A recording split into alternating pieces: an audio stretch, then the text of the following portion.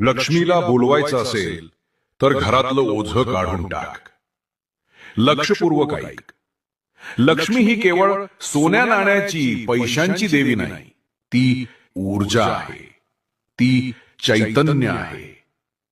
लक्ष्मी तिथेच येते जिथं घाण नाही. बाळा, तू म्हणतेस रोज पूजा करते, पण लक्ष्मी घरी येत नाही. तू जरा तुझ्या घरात बघ. जुने कपडे, तुटलेल्या गोष्टी, नको असलेली कागद, सगळं साठवून ठेवलेले असणार. तेच अडथळे आहेत. कारण जिथं जुना कचरा असतो तिथं नवं काहीच येत नाही. ए बाळा, प्रत्येक आठवड्यात एकदा वेळ काढ. बघ, जे काही वापरत नाहीस ते बाहेर फेकून दे. चांगले असेल तर ते कोणाला तरी दे ज्याला त्याचा उपयोग होईल.